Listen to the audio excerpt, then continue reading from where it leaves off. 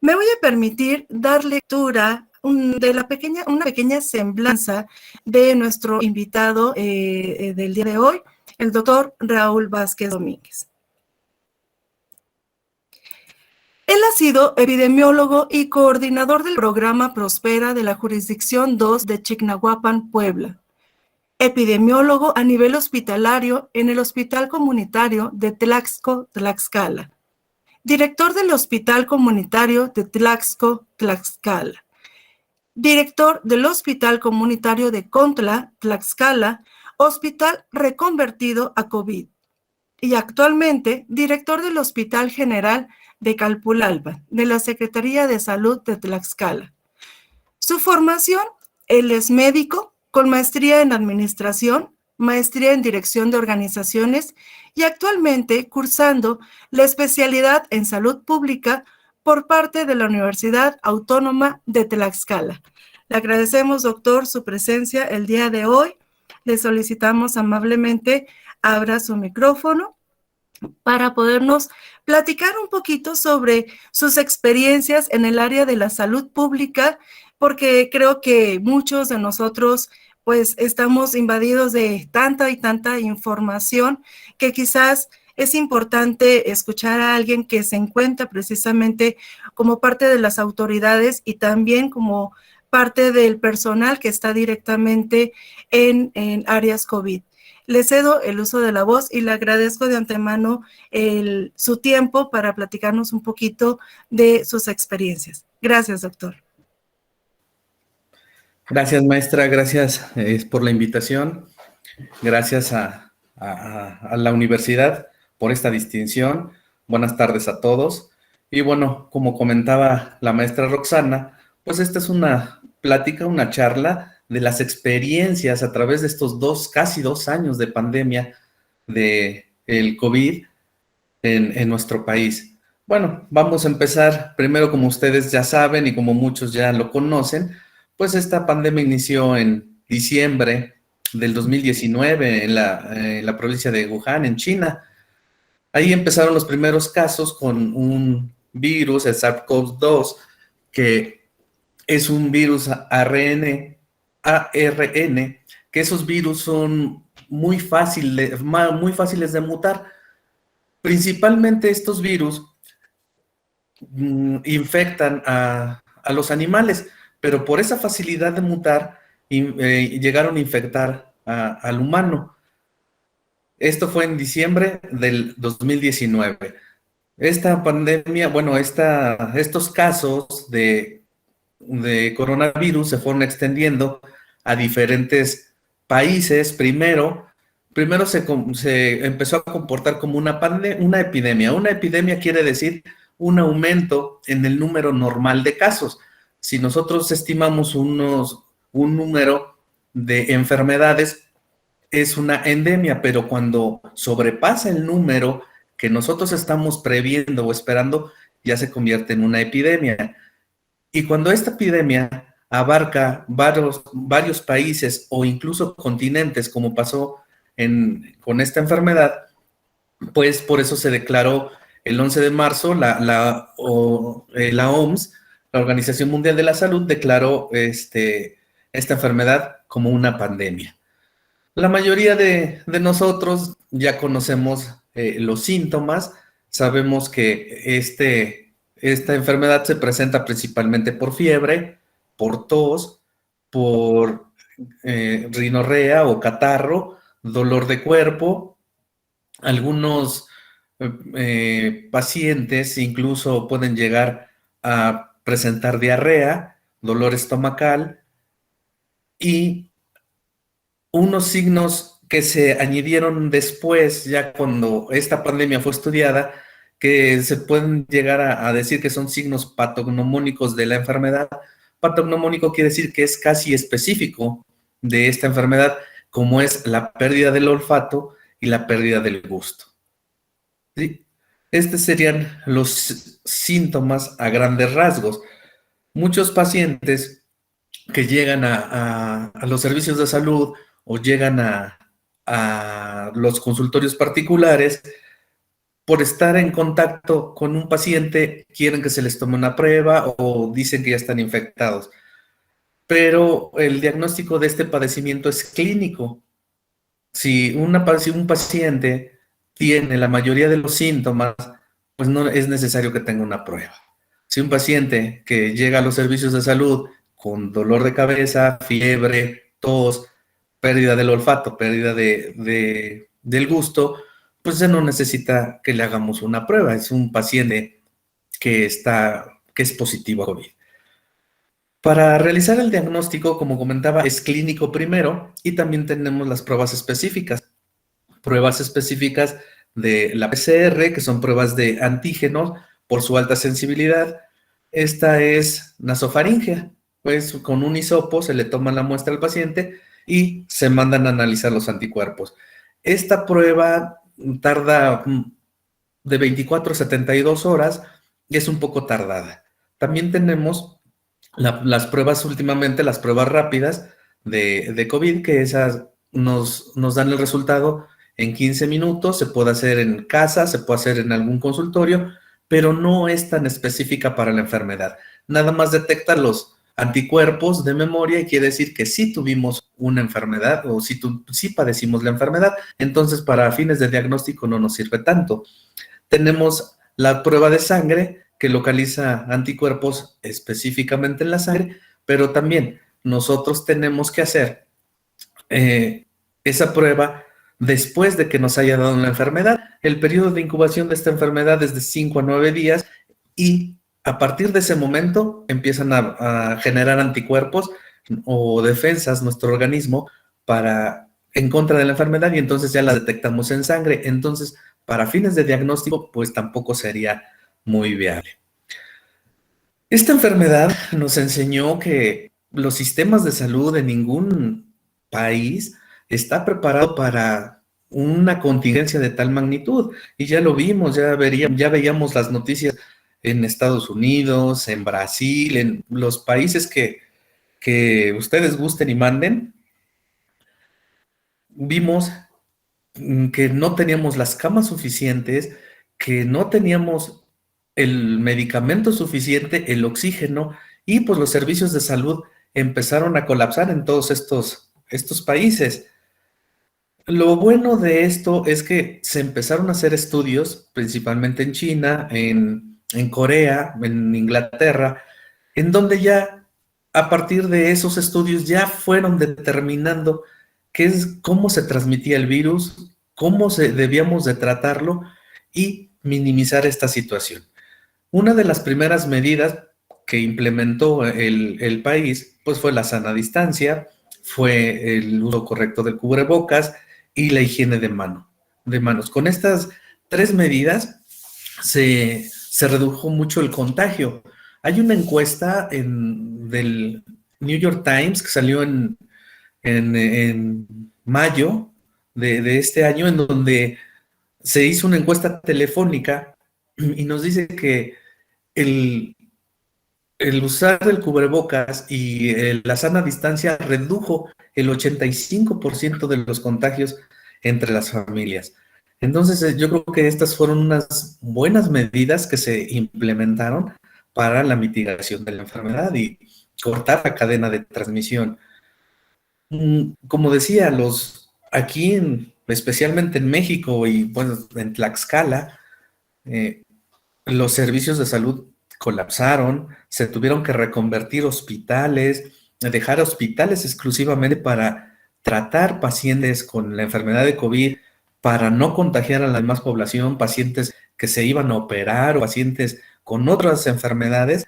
Entonces, aquí en Tlaxcala tenemos 3, ya se desconvirtió Contla, 3 hospitales que son exclusivamente que atienden pacientes COVID y pues, ellos son los que nos sirven de referencia. Se ha hablado mucho de lo que nos dejó de experiencia esta pandemia, es que al principio, como comentaban, no sabíamos nada, no sabíamos cómo se transmitía el virus, no sabíamos cómo protegernos, no sabíamos cómo curarlo, cómo tratarlo. Y al principio, pues, todos nos paniqueamos, entramos en una especie de pánico, todos los servicios de salud, los directivos, y a nivel nacional incluso.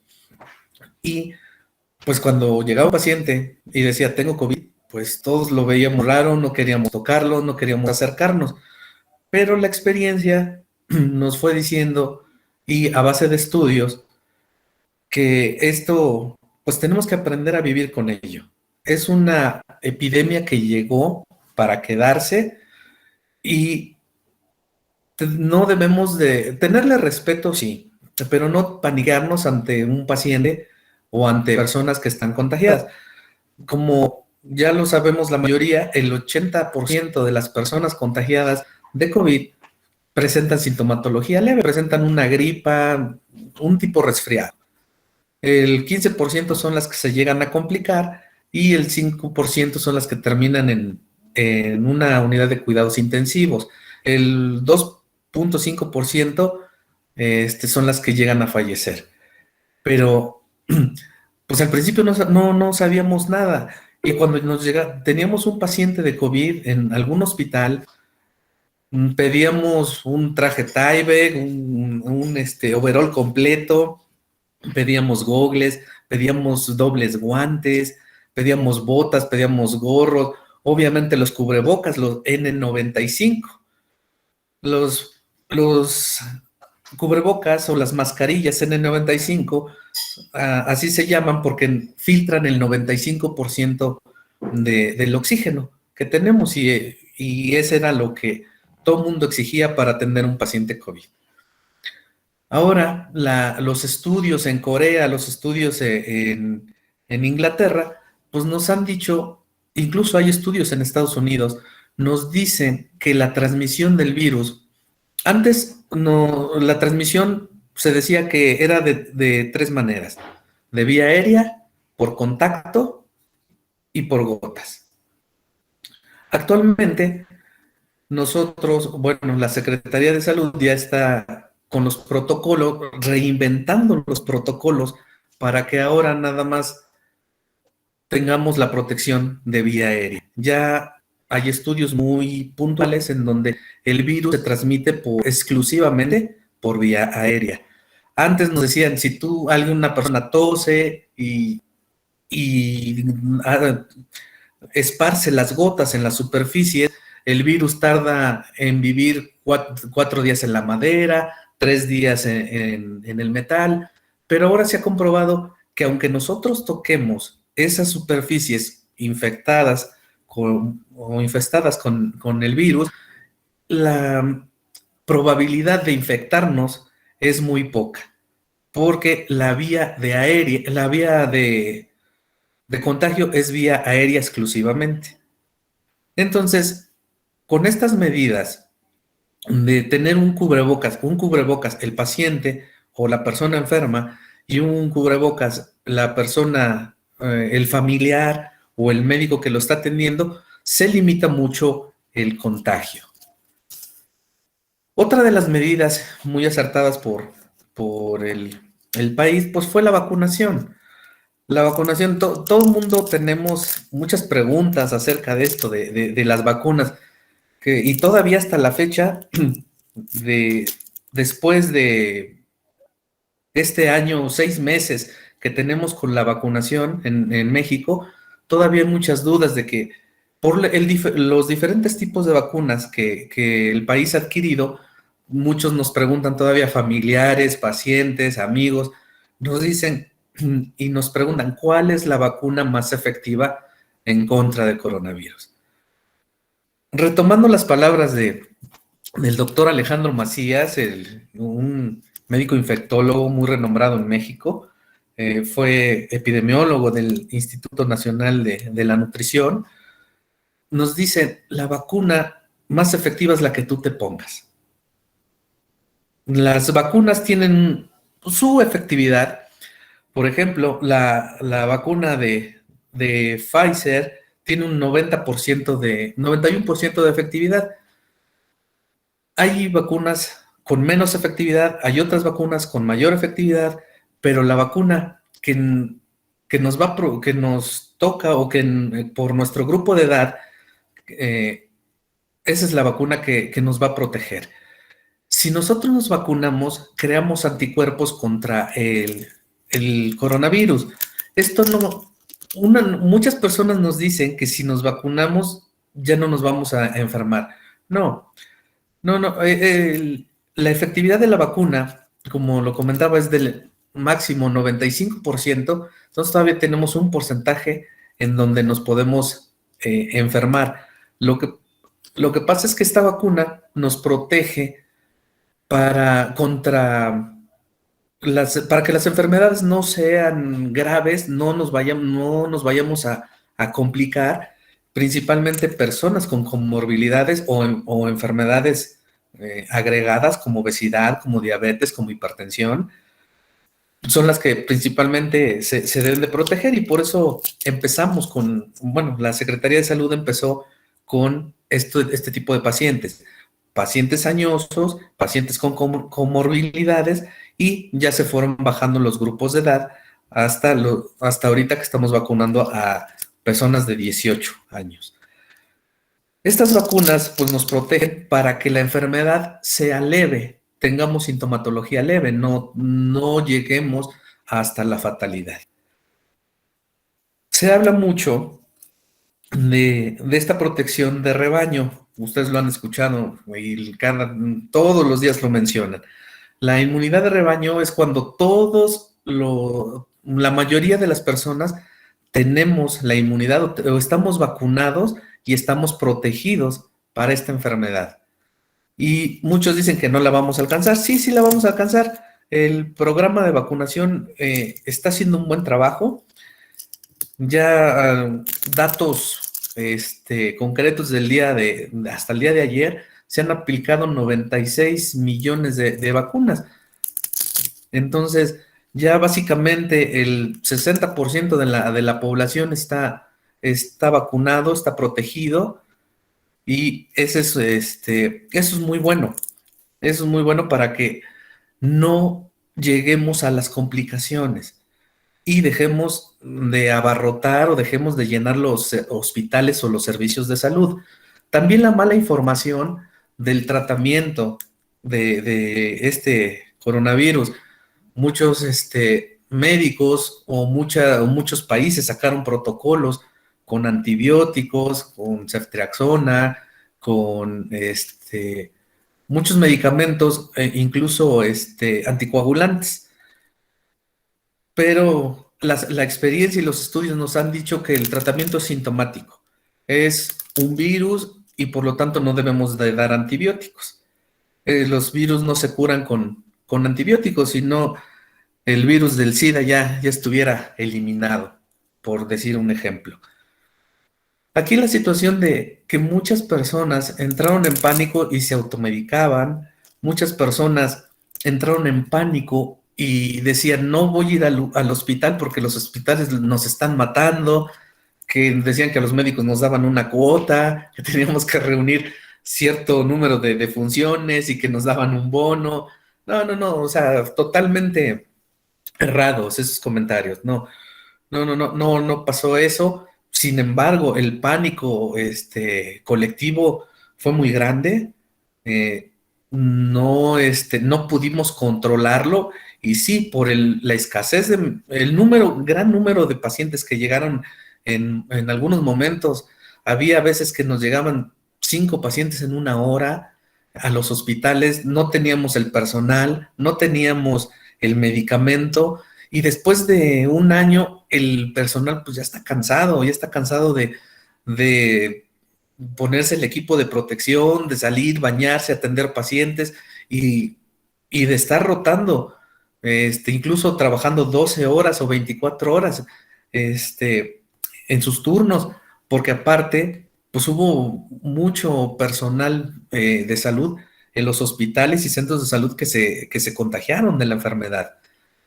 Pero les digo, ahora ya sabemos que es un virus exclusivamente respiratorio, y con las medidas que está implementando el país es suficiente para la mitigación. ¿Qué es lo que esperamos y qué es lo que tenemos actualmente? Pues actualmente tenemos que aprender a vivir. aprender a vivir con esta pandemia, aprender a vivir con este virus. Este virus llegó para quedarse, así como el virus de la influenza, así como otras enfermedades, y tenemos que aprender a vivir con ello. Tenemos que aprender a utilizar ciertos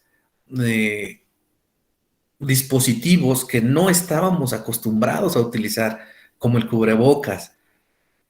El doctor Macías comenta, y por la forma de contagio del virus, que es a través de vía aérea, que ahora tenemos que ventilar todos los lugares, tener ventilados y aparte monitorear el CO2 en los lugares cerrados. Por ejemplo, ustedes en sus aulas monitorear el CO2. El CO2 debe de estar en menos de 400 partes por millón para que no nos enfermemos o no seamos capaces de contagiarnos si alguna persona o algún alumno está infectado.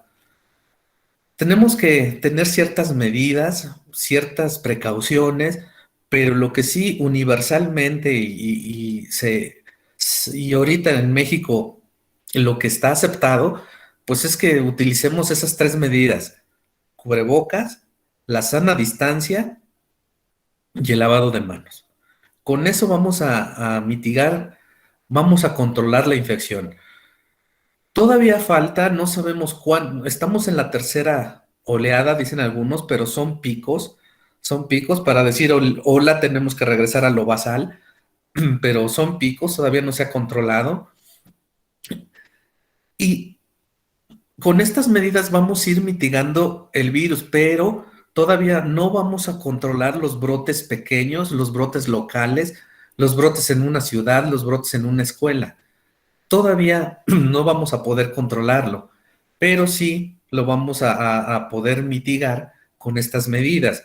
Está comprobado y hay estudios muy serios en donde la sanitización en la mayoría de centros comerciales o lugares donde vamos nos echan el spray. Está comprobado que eso no sirve. También los tapetes sanitizantes tampoco sirven para la mitigación de este coronavirus. Lo que sí sirve es la utilización correcta del cubrebocas, lavado de manos y la sana distancia. ¿Qué es lo que llegó para quedarse? Pues el virus llegó para quedarse en esta época. Vamos a entenderlo.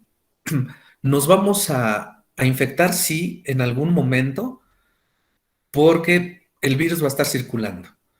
En algún momento nos vamos a descuidar nosotros y nos vamos a infectar. Pero si ya estamos vacunados, nuestra sintomatología va a ser sintomatología leve. Ahora, lo que sí es muy importante antes del tratamiento es estarnos monitoreando con un oxímetro. Cuando te enfermas de coronavirus, como comentaba, es como un resfriado. Y pues no necesitas más que un paracetamol o un ibuprofeno para el dolor de cabeza, para la fiebre, para el dolor de garganta. Pero si este coronavirus se complica, principalmente se va a los pulmones, a las vías respiratorias, y pues hay falla en la oxigenación. Debemos de tener en la mayoría de las casas, eso como recomendación, un oxímetro. Un oxímetro es un dispositivo que nos mide la saturación de oxígeno en la sangre.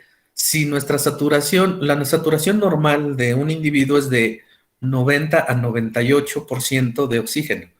Si baja a menos de 90, entonces ya vamos a requerir oxígeno, que es de los tratamientos principales del coronavirus, y no toda la farmacia o la polifarmacia que algunos médicos están dando. ¿Qué es lo que tenemos que hacer para volver a la normalidad o a las normalidades? Pues primero escribir, primero hacer un protocolo, un plan de acción en nuestros lugares, en nuestras escuelas, en nuestro trabajo. fomentar la sana distancia, evitar las aglomeraciones y el uso correcto del cubrebocas. El uso correcto del cubrebocas, principalmente debemos de utilizar cubrebocas que tengan el dispositivo para adaptarse a nuestra cara. Lo ponemos, lo debemos fijar y debe estar de la nariz, del lomito de la nariz a cubrir toda la barba. No lo debemos de utilizar hacia abajo, hacia arriba, no debemos de estarlo manipulando y para quitarlo lo debemos de quitar por la parte de adentro. Guardarlo en una bolsa de plástico preferentemente y tirarlo a la basura. Después de hacer eso debemos de higienizarnos las manos para el uso correcto del cubrebocas. En caso de ustedes en la universidad, pues continuar con los sistemas híbridos de clases, facilitar la ventilación en las aulas y bueno, exigir el uso correcto del cubrebocas en los alumnos que tengan ahí en clases. Pues esto sería las recomendaciones que yo les haría para un buen retorno a clases y evitar contagios masivos y prevenir la infección. Muchas gracias. Muchas gracias, doctor Raúl. Le agradecemos todas las recomendaciones y creo que varios de nosotros pues ahí estuvimos tomando nota. Quisiera pedirle por favor a nuestra directora si nos pudiera dar algunas palabras, por favor. Claro que sí, Rox. ¿Ya todos tienen su cafecito? Aquí. Muy bien. Sí, muchas gracias. Perfecto.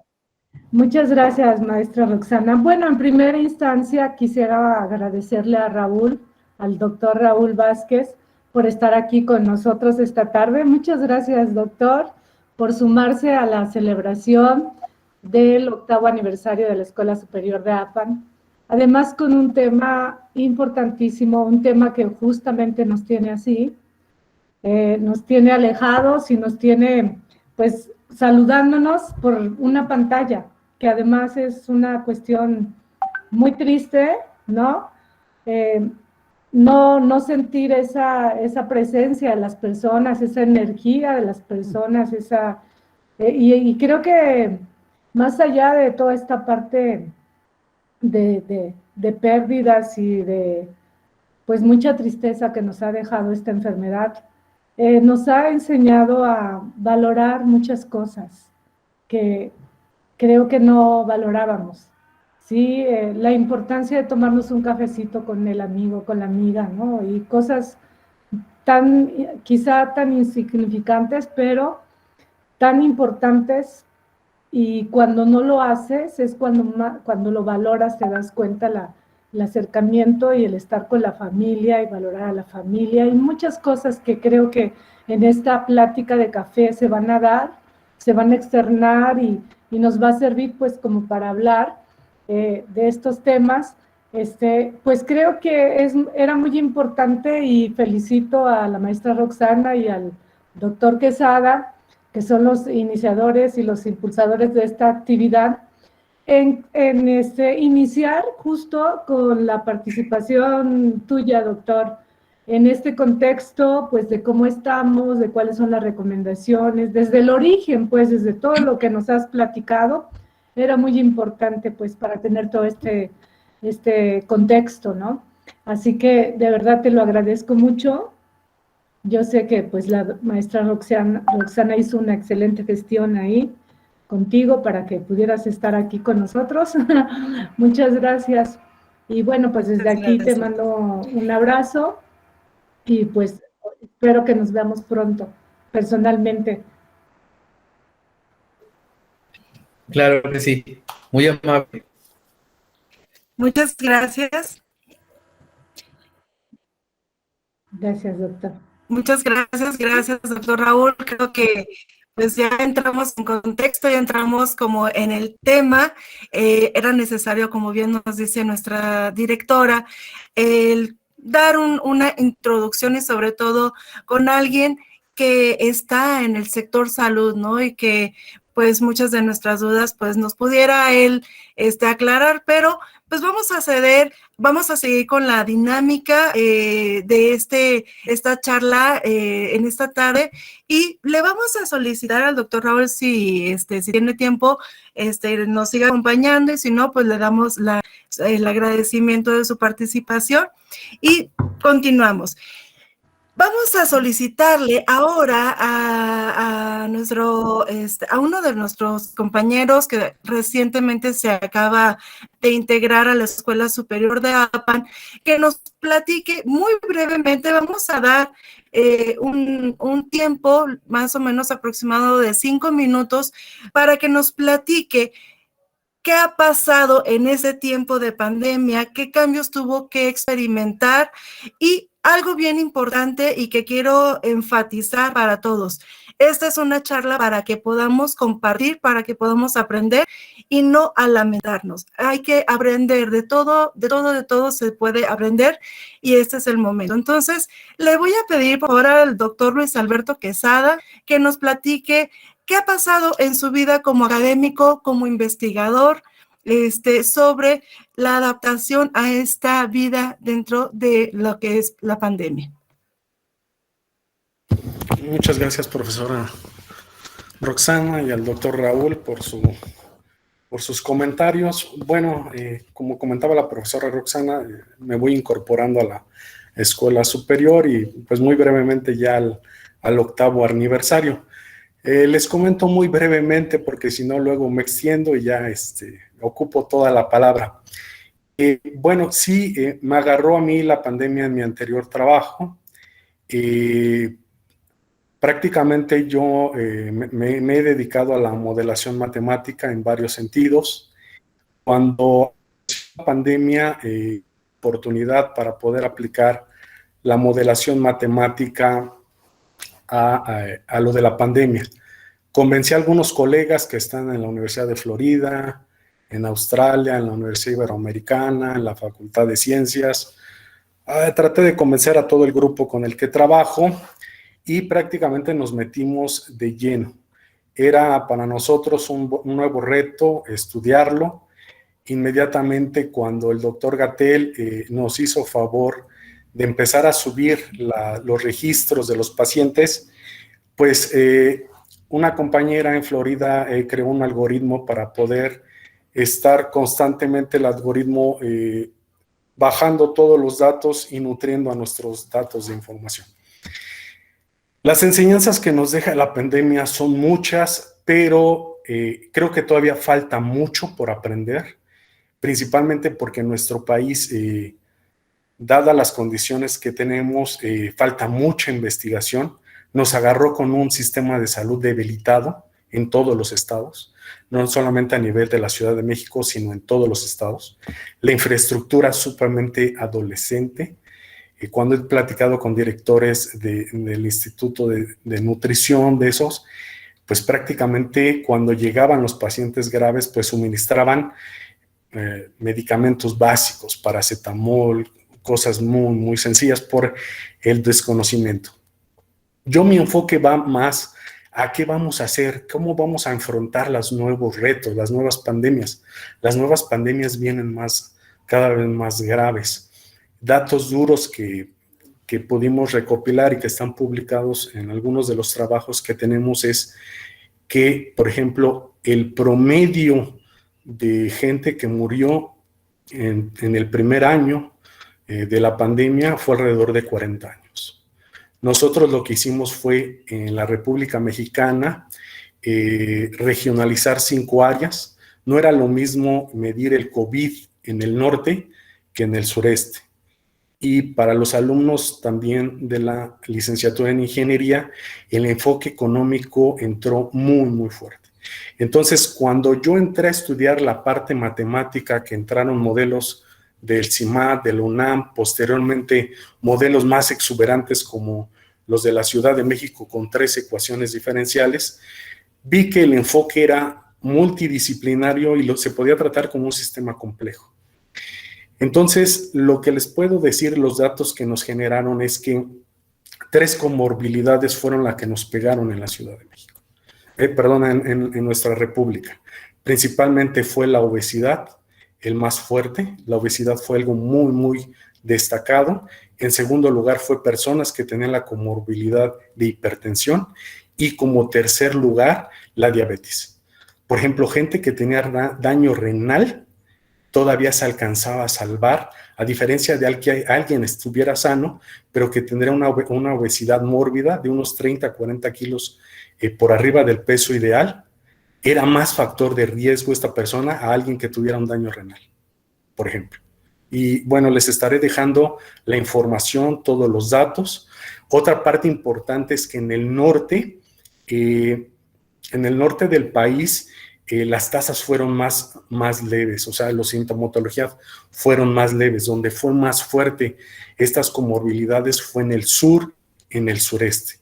Retomando un poco lo que dijo el doctor Raúl, parte de lo que nosotros también trabajamos es que en la Ciudad de México el factor de la densidad poblacional fue un factor sumamente importante. Y destacaba el doctor Raúl que ya, bueno, por cuestiones de presupuesto no hicimos, fue cómo mide en una vivienda de la Ciudad de México de 52 metros cuadrados el aire que está corriendo. En una vivienda de 52 metros donde vive hasta la abuelita, o sea, viven de 8 a 10 personas. ¿Qué fue lo que pasó en estos casos? Casos documentados que tengo donde toda la familia falleció. Muy lamentable. Entonces, otros factores no solamente fueron las comorbilidades, fue la densidad y también para la gente, para los estudiantes de economía, fueron gente, si nosotros vemos el nivel socioeconómico de las personas que han fallecido en la actualidad, son personas de muy bajo ingreso. Entonces, ¿cuál es la correlación que estamos encontrando?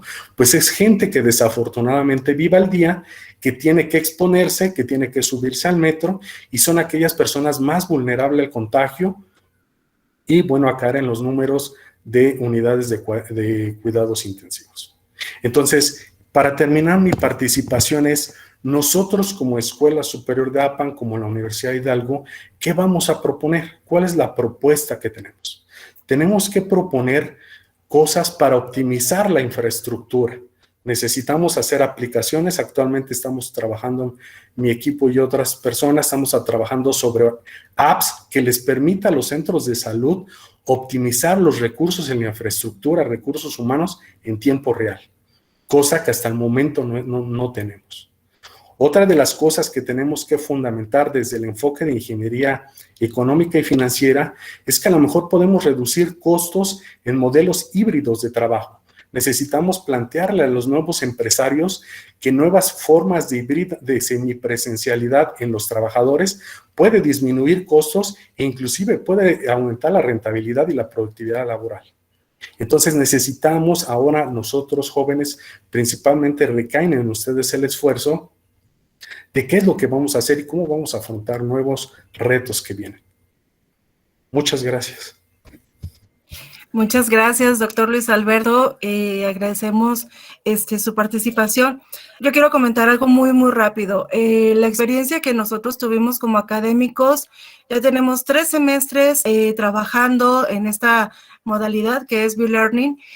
Y al principio fue, hagan lo que puedan, pero conéctense, busquen las plataformas, vean las alternativas, el primer semestre, ¿no? Y ya en el segundo semestre la escuela diseñó una plataforma en donde pues ya todos la conocemos, la plataforma de Syllabus 2.0, y que realmente fuimos aprendiendo juntos.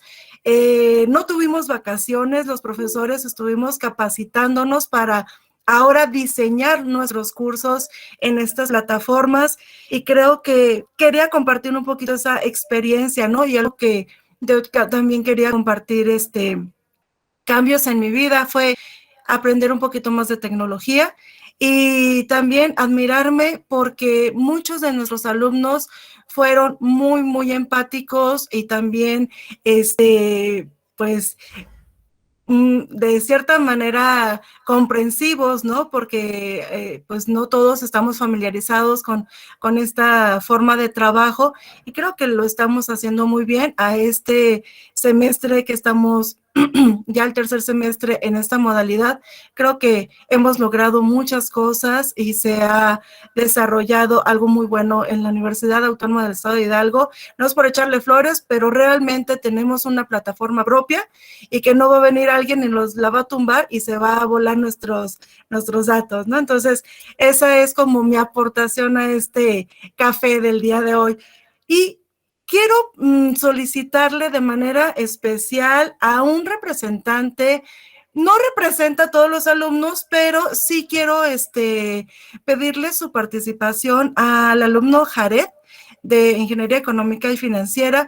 Platícanos un poquito, ¿cuál ha sido tu experiencia desde el punto de vista como estudiante? ¿Qué cambios hubo en tu vida de estudiante en esta pandemia? Sí, desde Buenas luego, tardes. muchas gracias. Primero, muy Gracias, buenas tardes a todos. La verdad es que siempre le he dicho a todos los profes, siempre me da mucho gusto cuando podemos hacer un evento así, donde podemos platicar y escucharnos, porque como sea, es un poquito de contacto humano y con esta pandemia vaya que lo hemos necesitado. Entonces, ya yendo directamente a qué cambios he tenido como estudiante, híjole, yo creo que quisiera retomar un poquito de lo que el doctor Vázquez dijo hace rato. Hay que aprender a vivir, porque a mi parecer uno de los factores que más ha cambiado siempre que pienso en pues cómo se ha desarrollado la situación, hay una palabra que siempre viene a mi mente con esto y es resiliencia. Desde el principio de la pandemia, la resiliencia ha estado ahí, es esta habilidad de adaptarnos a situaciones pues difíciles que de pronto vienen y que uno no contempla. Y considero que a veces este tipo de habilidades se nos olvidan, este tipo de habilidades blandas que pasamos por alto, pero que al final todo profesionista necesita.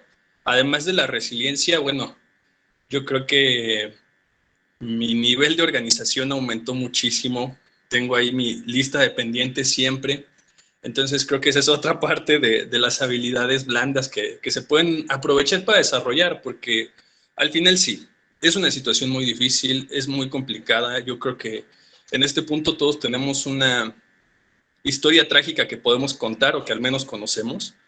Y en ese sentido, creo que lo que podemos hacer es sacar algo bueno de todo esto. Si bien no es la mejor situación para todos, podemos buscar destacar algo. Yo destacaría eso, nos ha permitido adquirir habilidades y valorar cosas que antes no teníamos. Recuerdo mucho una amiga se está graduando en este momento y me pidió ayuda para hacer su discurso de graduación.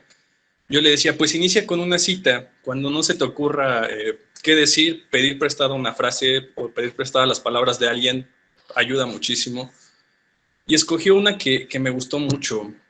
Ella decía, cuando empecé a contar mis bendiciones me di cuenta de que ya no las tenía.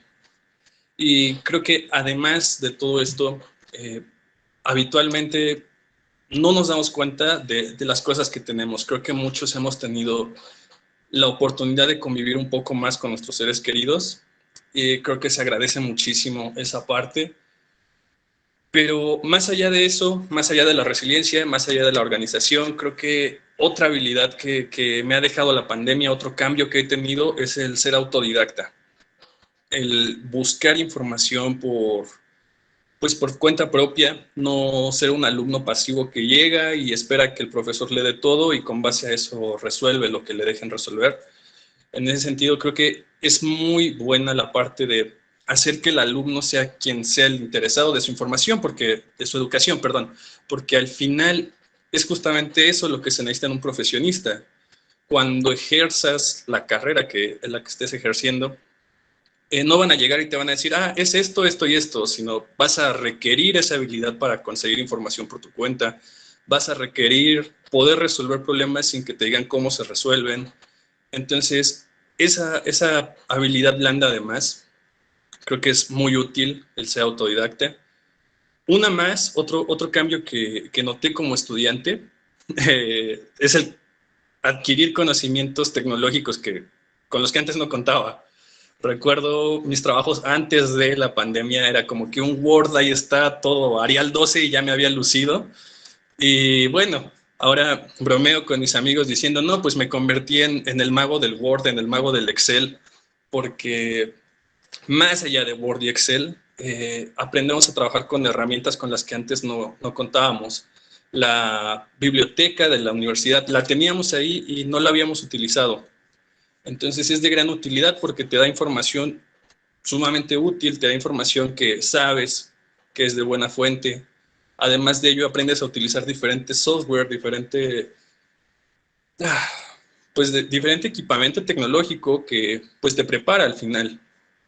Y para no extenderme tanto, yo creo que un último cambio que he notado desde que empezaron las clases en línea ha sido la oportunidad de conectarme con otros alumnos de otros salones, pero también con el contacto que se tiene con otras escuelas. Es decir, creo que esta situación nos ha permitido entrar en contacto con personas de diferentes partes del mundo. Vemos que casi todos estamos en situaciones muy similares como estudiantes. Vemos pues los mismos sentimientos en general, positivos y negativos, porque como dije al principio,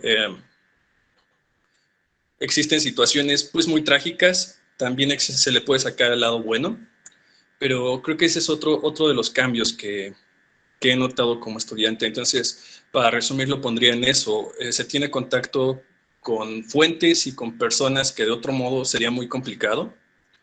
Se ha tenido una mejora significativa, yo considero, en nuestros conocimientos tecnológicos.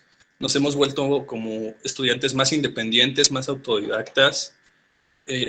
Creo que gran parte hemos aprendido a organizarnos mejor y bueno, finalmente terminaría resaltando esa, nos hemos vuelto más resilientes porque a pesar de que la situación es complicada, seguimos adelante, recordamos cuál es la meta del por qué estamos aquí y creo que eso sería lo más destacado que diría que como estudiante he notado esos cambios en mí. Muchas gracias, Jared. Muchas gracias. Yo creo que tus comentarios pues representan a nuestros estudiantes. Fíjense que algo que me llamó mucho la atención en una actividad de primer semestre, analizando noticias, me impactó mucho, no recuerdo el nombre de mi alumna, pero eso me llamó mucho la atención y quiero externárselos. Estábamos hablando sobre el semáforo, ¿no? Estamos dependiendo de muchas actividades de acuerdo al semáforo epidemiológico. Y me comentaba la alumna que ellos tienen un restaurante, bueno, no es restaurante propiamente, ellos venden barbacoa, tienen personas que están contratadas con su familia, es una forma de ingresos, ¿no? Que tiene su familia. Y cómo cuando había cambios en el semáforo, pues le afectaba totalmente a la economía de su familia, ¿no? Y lo que tuvieron que hacer las estrategias de aguantar, de pedir prestado y de mantener al personal, porque son familias que dependen de esos ingresos. Y creo que esas son vivencias que hay que aplaudir y que hay que también reconocer, ¿no? Porque hay personas que, a pesar de que no hay el trabajo, se preocupan y ven cómo le hacen para no afectar a otros, a terceros. Entonces, en ese sentido, a mí me gustaría solicitarles a quien guste de la audiencia, levante su manita y que nos quiera compartir algo que ha pasado en sus familias, en sus trabajos, algo que quiera platicarnos esta tarde en nuestro café. Prácticamente estaríamos casi cerrando con esta participación. Pueden abrir su micrófono, adelante, sin problema. Adelante, Tamara, te escuchamos. Sí, bueno, primero que todo, buenas tardes a todos.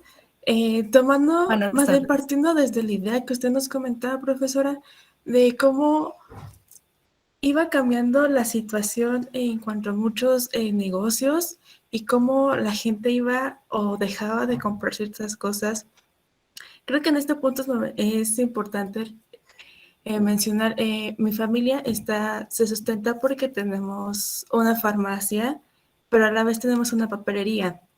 Entonces se nota muchísimo el cambio que hubo con la pandemia. O sea, en la papelería está muerta, digo, no tienes estudiantes, si hay gente yendo a escuelas o consiguiendo copias, impresiones, pero ya no es el mismo cambio que se tenía que cuando había presencial. Especialmente cuando dependías de lo que hacían los niños, lo que había en primaria, secundaria, y de repente ya no había nada. Entonces, aunque llegamos a tener más ingresos, por un lado, por la farmacia, porque la gente empezó a solicitar bastantes cubrebocas o bastante gel y a punto de que se escaseara, había otros lados donde tú estabas ofreciendo y la gente no quería porque no era necesario. Entonces siento que no más bien no como estudiante, como persona, uno mismo puede ver cómo nuestras necesidades empezaron a cambiar, cómo lo que queríamos o lo que solicitábamos al mundo era muy diferente de lo que pasó hace 1 o 2 años. Entonces, creo que me parece igual bastante interesante como algo que, por ejemplo, cuando inició la pandemia no creí que fuera a pasar, o sea, no creí que fuera a cambiar totalmente. Dije, ay, 2 semanas más de vacaciones, qué padre. Y bueno, ya son casi 2 años y cambió todo. Entonces, creo que igual es importante analizar cómo cambió no solo nuestra forma de ver el mundo, todo lo que solicitamos y todo lo que queríamos cambió. Muchas gracias, Tamara. Creo que esas son las vivencias y las experiencias de vida, ¿no? Y que pues todos tenemos una historia y eso pues es interesante compartirla. ¿Alguien más le gustaría compartirnos un poco de su experiencia? Adelante, Etsy. Sí, Mael, sí. Bueno, pues Ay, yo quería gracias. compartirles porque en este momento estamos pasando la situación de COVID en mi casa. Mis dos, bueno, o sea, mi mamá y mi papá están contagiados. Mi hermana y yo somos como las que nos estamos encargando de toda la casa y es cuando nos damos cuenta, pues, realmente todo lo que hace mi mamá, porque pues uno ve, ¿no? Que pues cocina del diario y que está todo limpia la cocina y así, ¿no? Y ahorita nos damos cuenta que es súper pesado, unas pues, restricciones súper raras porque pues, no pueden comer cualquier cosa porque los esteroides les aumentan, les disparan los síntomas y todo eso.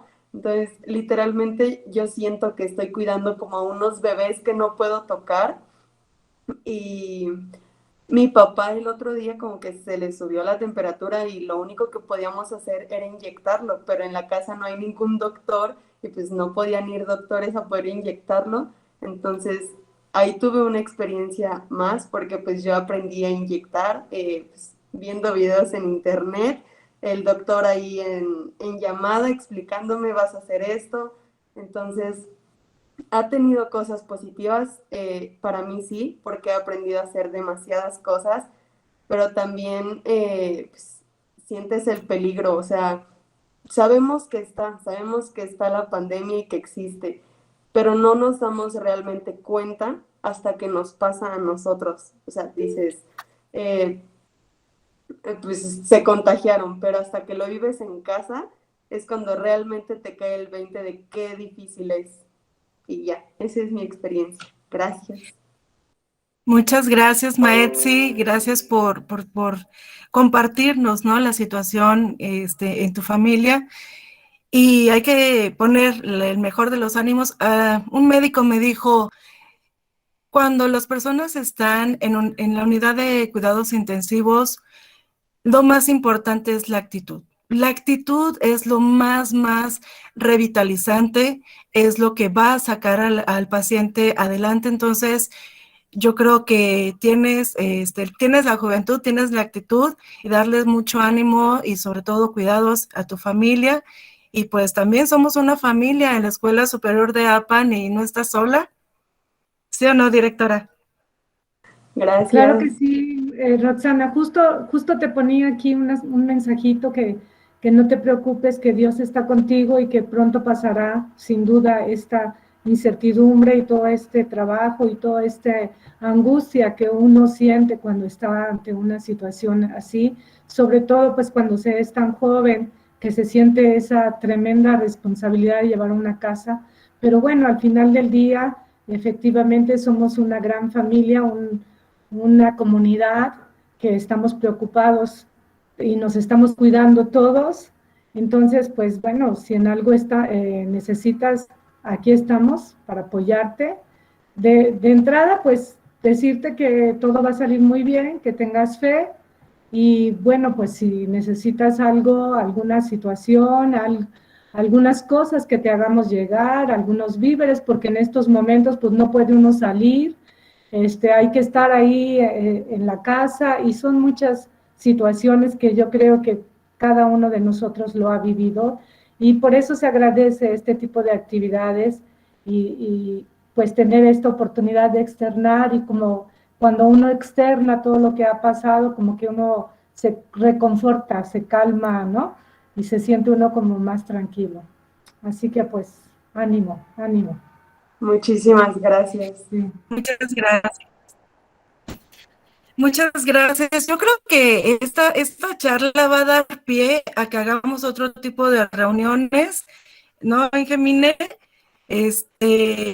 Retomando un poquito las palabras de Jared, ¿no? La resiliencia y escucharnos, invitar a personas profesionales en la materia como el doctor Raúl y acercarnos, ser un poquito más personal, ¿no? Esta situación tan difícil.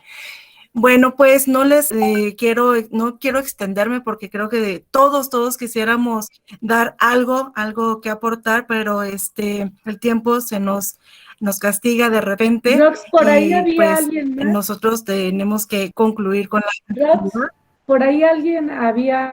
¿No vi manitas? ¿Ya no? No vi manitas, solamente los comentarios en el chat. Yo creo que todos estuvimos leyendo un poquito y pues agradezco todos sus comentarios. También el doctor Luis Alberto Quesada nos está compartiendo unas ligas sobre todo lo que nos había comentado. Y pues sin extenderme más, yo les agradezco a todos su participación en esta tarde, pues forma parte de las actividades de aniversario de la Escuela Superior de Aban. Ya son 8 años de vivir, estar en comunidad. Y creo que los que tenemos un poquito más de tiempo, pues ya nos sentimos como parte de una familia. Hicimos apenas... pues recabamos apoyos, ¿no? Para nuestros hermanos de Tula y pues precisamente de eso se trata, ¿no? De apoyarnos y quienes lo necesiten, pues hablen y díganle, yo ya aquí estoy, ¿no? No es una computadora, somos personas y creo que eso es lo más importante, ¿no? El sentirnos, pues, interesados por nuestros profesores, por nuestra escuela. Damos por concluida la actividad. No sé si tengan algo más que comentar, Ingemine. Claro que sí, Rox. Doctor Oye, Luis pues Alberto.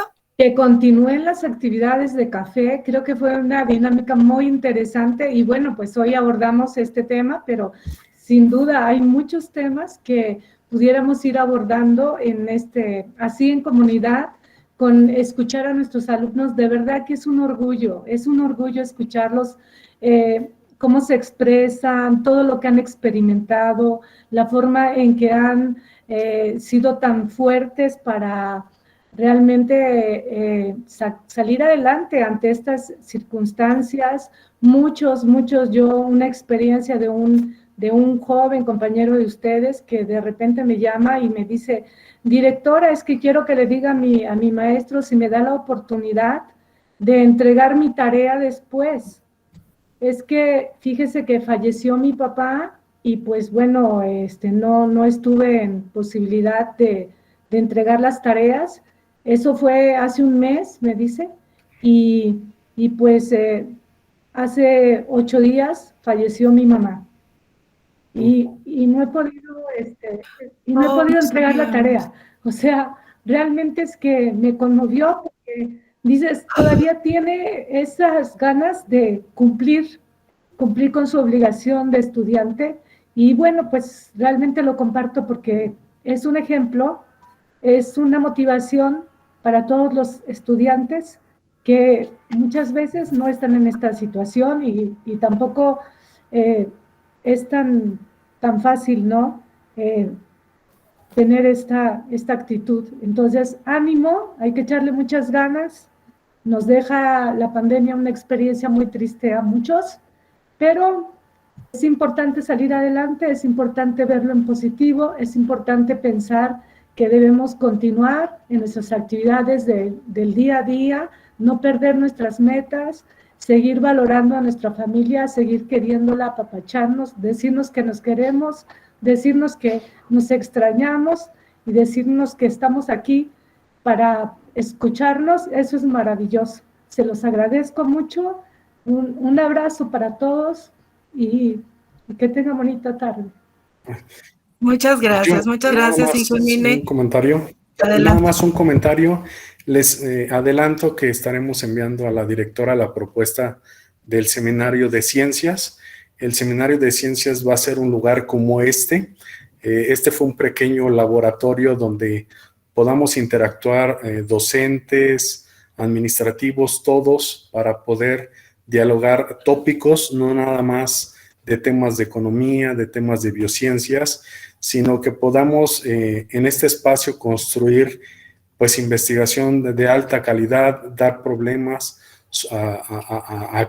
dar soluciones a problemas que nos aquejan como el agua. Entonces, bueno, pues ya le estaremos llegando a la directora la propuesta y Claro. bueno, esperemos que ya de manera presencial, pues esto lo podamos llevar a cabo. Con todo el Gracias, apoyo. doctor Luis Alberto. Muchas gracias. Y Excelente estamos evento. contigo, Gracias. Mine. Un abrazo. Gracias. Gracias. Les comento, Gracias, les dejo el correo del doctor Raúl Vázquez. Cualquier situación también que requieran, doctor Raúl, no sé si hay algún problema. No, sin problema. Cualquier situación que podamos apoyarles, ya me sumo a esta hermandad de la universidad y a sus órdenes. Gracias, doctor. Eres de casa, eres de casa. Gracias. Sí. Un abrazo. Bueno, pues les mando un fuerte abrazo a todos. Gracias Cuídense a todos. mucho, nos estamos Excelente, viendo. como siempre. Hasta luego. Gracias. Buena tarde. Buena tarde a todos. Gracias.